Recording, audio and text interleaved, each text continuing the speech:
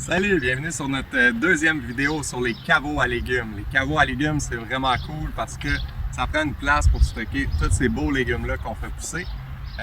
Dans le fond, on a déjà fait un premier vidéo qui s'intitulait, désolé, j'ai de la misère avec les gros mots, ça s'appelait Introduction caveau à légumes. Fait que je te conseille bien gros d'aller le voir pour comprendre le principe de base d'un caveau et tout ça.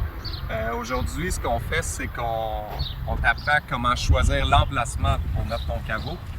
Puis après ça, il va y avoir plein d'autres vidéos pour tous les points cruciaux à savoir comment fonctionner pour faire son caveau. Puis on va t'expliquer ça pour que ça soit adaptable à plein de situations possibles.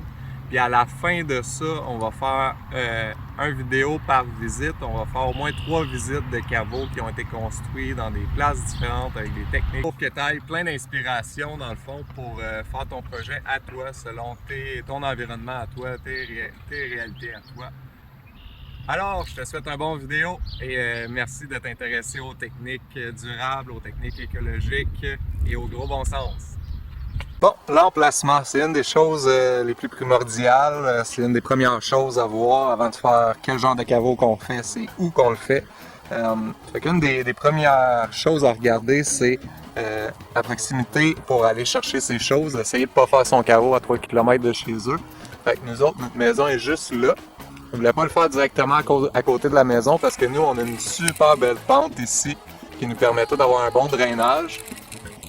Une autre des choses qui a fait qu'on a choisi cet emplacement-là, c'est de ne pas trop altérer son milieu naturel. Ici, si vous regardez, on est vraiment en pleine forêt. Puis l'emplacement qu'on a retenu pour le caveau, dans le fond, on a juste besoin de couper 2 ou 3 arbres pour le placer ici, des arbres qui étaient morts. Donc, ça nous paraissait un choix sensé pour pas commencer à faire un bulldozer ici pour construire notre beau caveau. Je parlais d'arbres, c'est une autre chose qui peut être prise et que je conseille de prendre en compte dans l'emplacement du futur caveau. C'est de choisir une place qui est déjà protégée des grosses chaleurs ou des gros froids. Si tu passes moindrement du temps en forêt, une fois de temps en temps, tu t'es sûrement déjà rendu compte que l'été, quand il fait super chaud, on rentre dans le bois, puis déjà là, c'est plus frais, le soleil ne nous tape pas directement d'en face. Puis la même chose pour quand il fait super froid, on dirait que la forêt fait un espèce de microclimat. Donc, d'installer le caveau proche d'une structure qui est, ben pas d'une structure, mais de quelque chose qui fait de l'ombre, ça peut aussi être à l'ombre d'une maison, à l'ombre d'une autre structure. C'est un coup de champion. Sinon, juste l'orientation aussi, comme quand on parle d'orientation de serre ou de maison solaire passée, c'est de se mettre face au sud pour que le soleil tape le plus possible. Ben, dans le cas du caveau, ça va être le contraire. Oriente tes parties qui sont le plus susceptibles de faire des échanges thermiques, oriente-les pour qu'ils soient dans la direction où est-ce qu'il va en avoir le moins. Ça veut dire de mettre ta porte au nord, par exemple. Ça va pouvoir aider, surtout pour l'été. Par rapport à l'emplacement aussi, un des trucs vraiment cruciaux, c'est de penser à l'écoulement des eaux. Le drainage, c'est vraiment important pour les raisons de conserver sa structure, premièrement. S'il y a de l'eau toujours avec le bois, le béton, peu importe ce que tu décides d'utiliser, la structure va s'altérer vraiment plus rapidement. En fait, le petit bout de tuyau que tu vois là, c'est relié au caveau là-bas. Fait que quand on a construit le caveau, on a fait une grande tranchée qui relie les deux avec une pente pour être sûr que le drain, le tuyau qui sert à évacuer l'eau, soit toujours dans une pente et que l'eau puisse sortir facilement du bâtiment.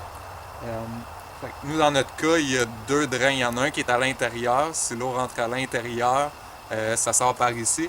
Puis il y en a un autre qui fait tout le tour de la structure pour l'eau qui voudrait rentrer par les côtés, dans le fond. Fait qu'on est assuré que l'eau s'écoule toujours puis qu'on est correct. Ce qui est important dans le drainage, c'est de choisir les bons tuyaux. Réfère-toi à quelqu'un qui fait de l'aménagement paysager ou de la construction, des trucs comme ça. Ils sont super bons là-dedans. C'est facile à comprendre quand même.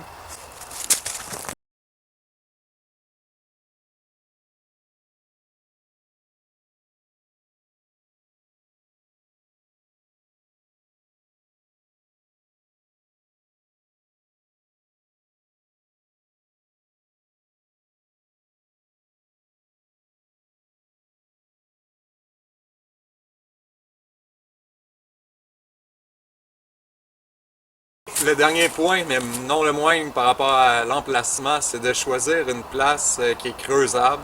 Fait qu'il faut faire attention. Des fois, ça paraît pas nécessairement, mais il y a du roc à un pied en dessous de nous.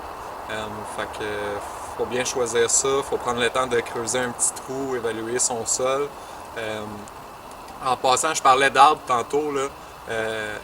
C'est bien de mettre ça au pied des arbres, mais nous, par exemple, ici, on est dans une cédrière. Les cèdres en particulier forment vraiment des racines de surface.